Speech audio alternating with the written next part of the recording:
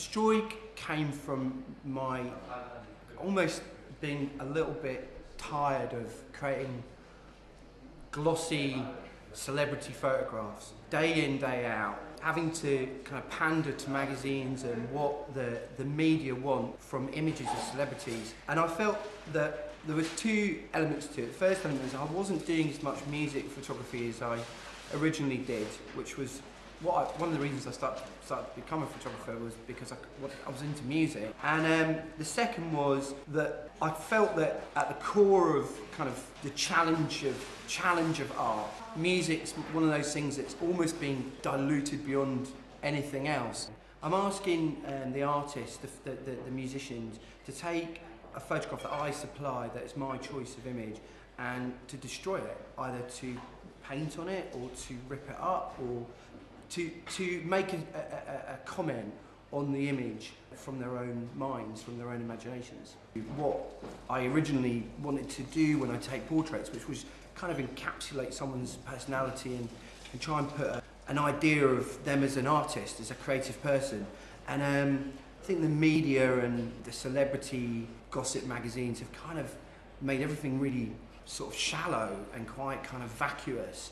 And music being one of the things that really drew me to photography, being able to go and photograph bands that I really liked and photograph people who inspired me, I felt was one of the things that really has completely been diluted, anaesthetised almost, and the imagery is also kind of similar, so it's homogenous.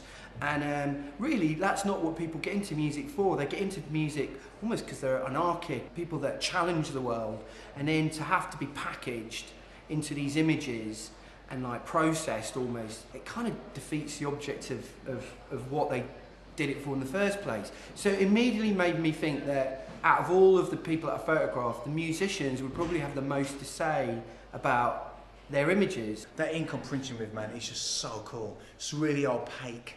You know, you can literally, on some of the stuff, what I'm going to try is a technique I've been doing where I can apply it and then sand it down slightly so you get this really mad feel.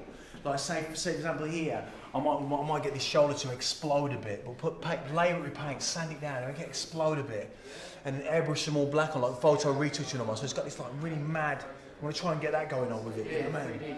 Yeah. Like, what we're trying to create with this, and what I was trying to create with it, is something real that's tangible that you can go in to a gallery and look at, and then like put it in a book, and people can look at it and think, oh right, okay, this is Goldie, and this is what Goldie thinks of this photo of Goldie. Yeah. And that's interesting. Yeah, well, it's a good point of saying what I think about it now as well. Exactly. Like, if I did it then, what would I have done on that thing then? 15 years later, 10 years, 12 years later, what I'm going to be thinking about it now is the difference in time and is it really, and its relevance to a certain degree. One of the reasons I wanted to do this was I wanted to also start to take photographs of bands that I really love, that I just don't seem to get asked to photograph anymore.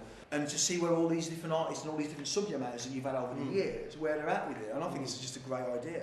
I've been asked by Youth Music in the past to do photographs for them and to help promote the cause. Also, the other thing is my son's really into all of these bands, so it's a good way of introducing him to my relationship with those artists, that as an idea. So for me, being related to a charity that really supports and encourages kids to express themselves through music is a perfect an extension of what's going on in my life.